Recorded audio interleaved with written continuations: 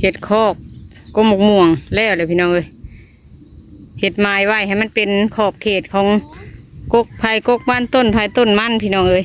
ก็บอได้เมนว่าเห็ดขันงัวขันอย่างงัวนะมันบ่อยู่หรอกพี่น้องเลยแต่ว่าหัวเขามีแล้วก็มีแต่เห็ดกั้นเป็นคอกไว้ให้มันเป็นระเบียบพี่น้องถ้ามันกกใหญ่คือกกมอนนี่ก็บ่ได้ขันได้3 กกพี่น้องมื้อนี้ตอนเช้ามื้อนี้เห็ดคอกกกไม้พี่น้องเลยเห็ดมัดไว้มีหัวมีหางมีขอบมีเขตของไผ่ของมันของแต่ละต้นนะพี่น้อง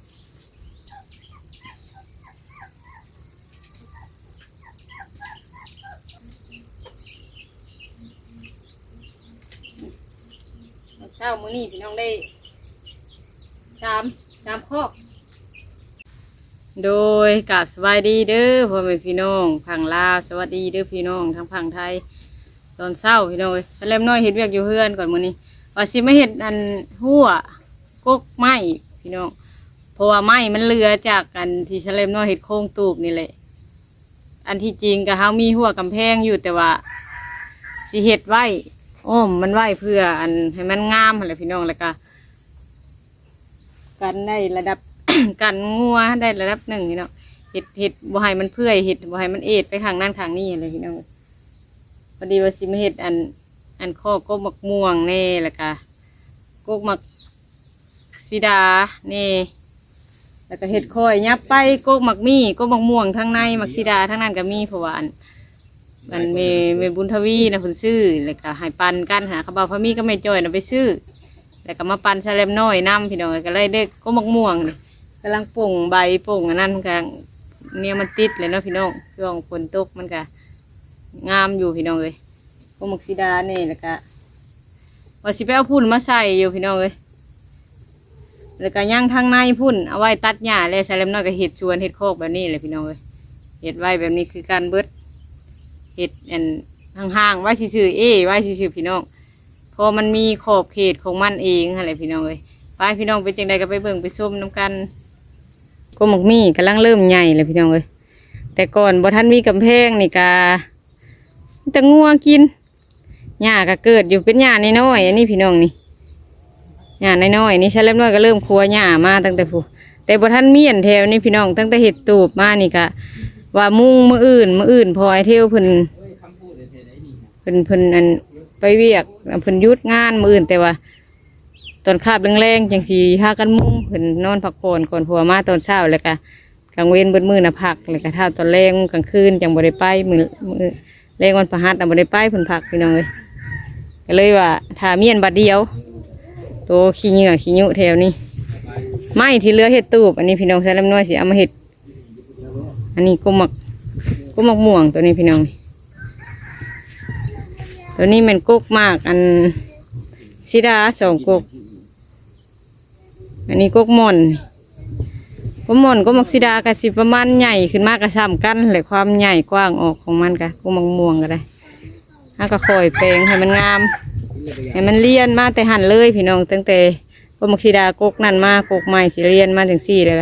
สิคอยเลี้ยนไปเรื่อยๆคอยเลี้ยนไปกกหมักยมกกไปสังเราไปทางนั้นพุ่นเลยพี่น้อง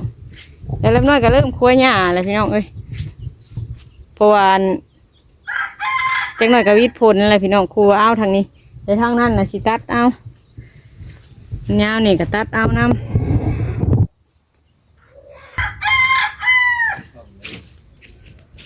พี่น้องเริ่มน้อยจักตอกไว้หมัดเลยไว้หมัดเห็ดพอแบบมันเป็นขอบเขตของแต่ละอันนะพี่น้องเพราะว่าเขามีหัวอยู่แล้วนะมันเป็นขอบเขตของสมุนกกม่วงกกนี่ก็มีหัวของมันเองเห็ดหมัดไว้มีหัวมีหางมีขอบมีเขตของใครของมันของแต่ละต้นนะพี่น้องคล้ายๆเขาเห็ดไว้แบบหัวบ้านๆเขาขนาดเนาะหัวหญ้านี่มือเดียวคันสิกันเล็กน้อย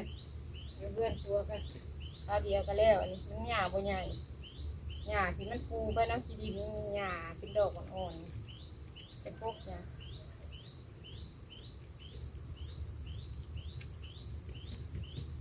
พอกไหว้พี่น้องพ่อได้ไม้ก็หมกม่วงก็หมกไม่ไหวเป็นดอกมัดเอาหน่อยเอาเพื่อนบอกพอมีเพิ่นก็เห็ดคอกไว้จังซี่เลยพี่น้องเลยก็หมกม่วงมานั่นเพิ่นที่จริงก็มีหัวอยู่แล้วแต่ว่าเห็ดไว้เพื่อความเลยว่าเป็นขอบเขตของแต่ละอันงามนี่ดอกกันจักอ่ะพันไม้ยังไม่โกมาจักอ่ะ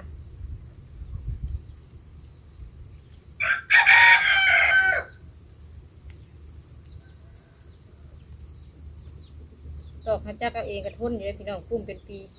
เลยเดี๋ยวมันสีดอกทำไม่ได้ง่ายได้ตกกันให้เห็ดไว้แบบนี้เลยพี่น้องไว้เป็นขอบเขตของแต่ละต้นแต่ละต้น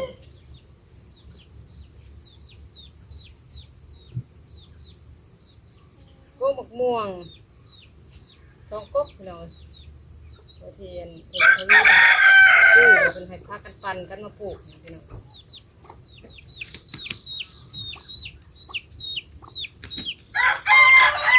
ฝนตกเลยต้นบนมต้นบนมฝนตกแล้วผมซื้อมาเวทนี่เลยตัววันคนลิ้นหยิบเลยพอดีว่ามือแรงมืออื่นผู้ใหญ่กี่โมงสุกข้าวเดียวก็แล้วกันในเวลาหมกมือถึงโมงนะซื้อแล้วก็แบกออกมาซื้อแบกออกมาแล้วก็มุ่งประมาณ11 แผ่นที่โต๊ะมาใส่ตัวที่มันก็พอเต็มตัวเต็ม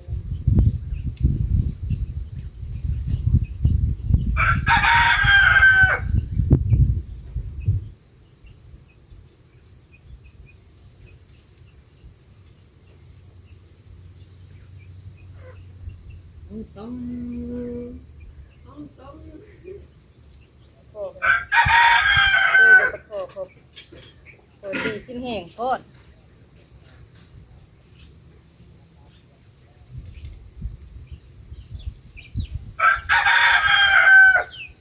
เป็นยังไงจะเช้ามาเป็นยังไงเช้า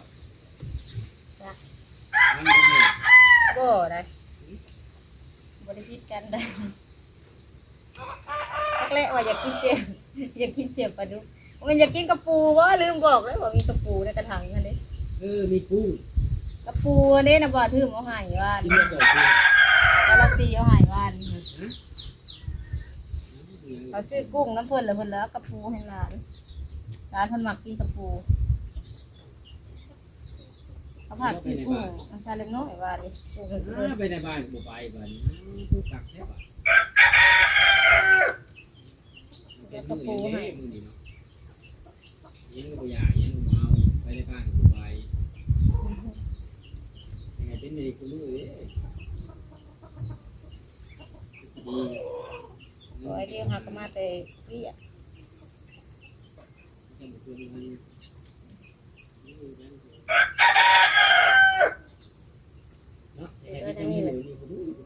เด็ดพอกขอนไม้ไว้แล้วแต่ละอัน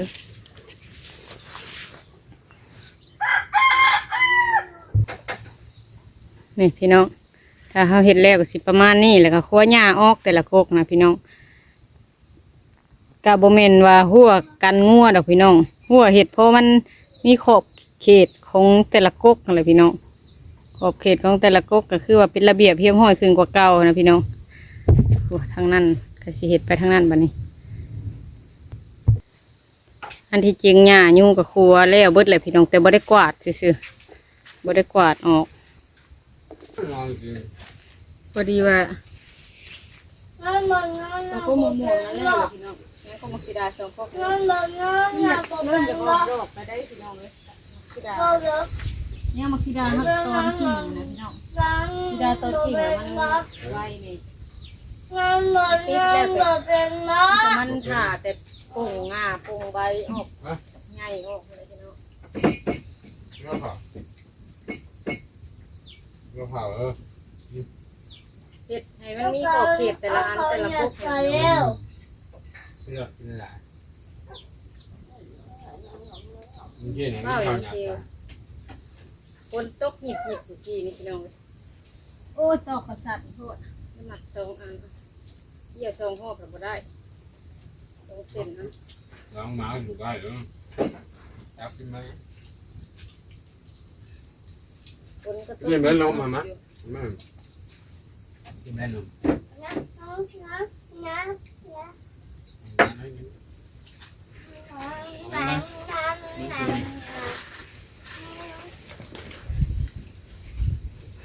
ไอ้เงี้ย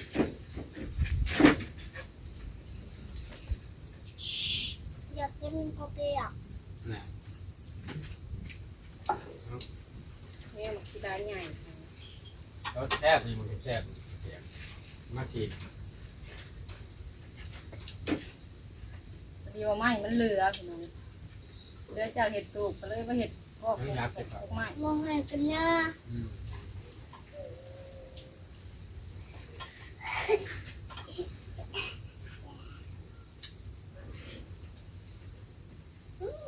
แล้วบอกยกโป้เลย เอ๊ะเอ๊ะ ทานไว้เพราะมันงาม แซ่บมันบอกเพราะว่าอะไรมันแซ่บ เปียกมันไม่อร่อยเลยอ่ะ ที่ ไม่อร่อย ยอ อั ม นละ2จะข้างละ2 อันซะก่อนพี่น้อง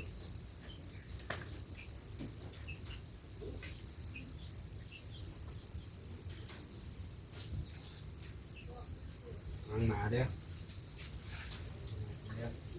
เอาเชียวกินไข่มา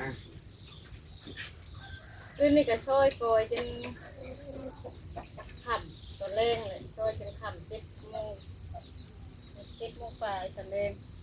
อะไร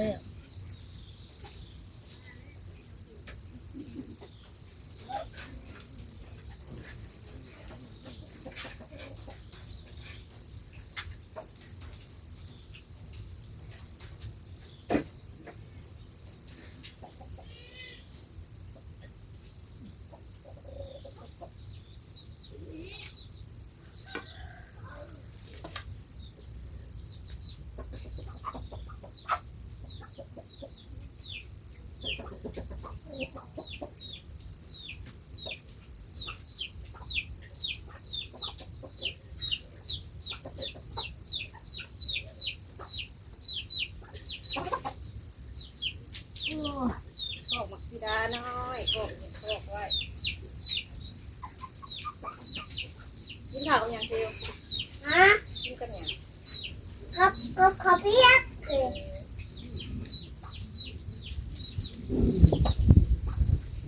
เดี๋ยวไปให้เขามันก็จะหายแต่บางทีมันจะกินอยู่แล้ว โอ้โหได้ตัวเพียจักใหม่ ดูเป็นมาอีกขนมซัมเบอร์เนี่ย น้องชายพามีกับไปไทยคือทางไทยทันมาคือว่ามื้อนี้ไปจักถึงมาไปเรียกเลย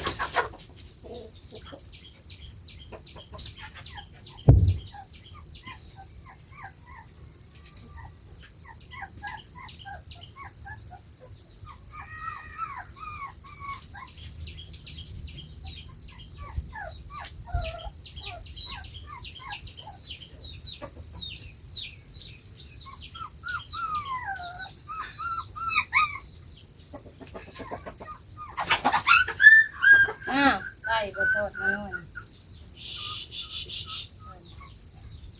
ไก่มาหน่อยไก่บะเทียวไก่ทอดมาหน่อย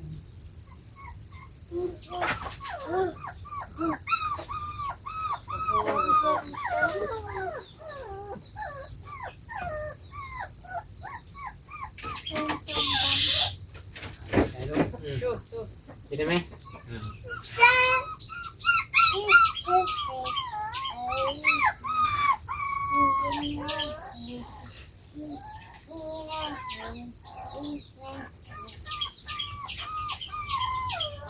มาหน่อยเด้อ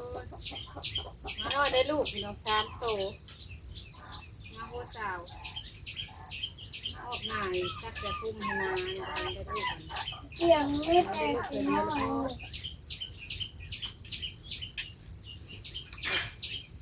มาหัว ผู้ชายผู้เราเจ้าของเลี้ยงบ่ได้พี่น้องอันว่าให้คนก็ต้องให้คนเลี้ยงอันเลี้ยงก็ต้องได้เลี้ยงเบิดดูไว้ได้เลี้ยงอะไรเป็นกับตัวนี้เนี่ยเดี๋ยวให้จำนวนคนเอาเลยพี่น้องเดี๋ยวให้มันใหญ่ไปเลยคนให้เจ้าลาล่าไปเลี้ยงช่วยกันตอกเบิดก่อนจักตอกกันพี่น้อง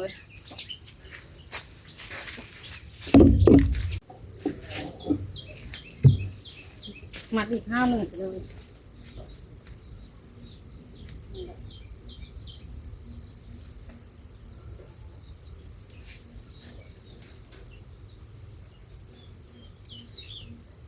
โอ้ยเห็ดไปมือละพอก2 พอกมือละอัน2 อันนี่แหละพี่น้องยังว่างกันเห็ดตอนเช้าตอนยังต้นบทัดไปใส่ตอนเช้ากันโอ้ยเห็ดไป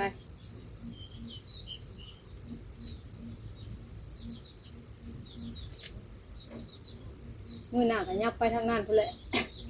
โอ้ยกลัวหญ้ายับไปอันนี้นี่ก็หญ้าก็กลัวแล้วเลยนี่แต่บทันเก็บทันกวาด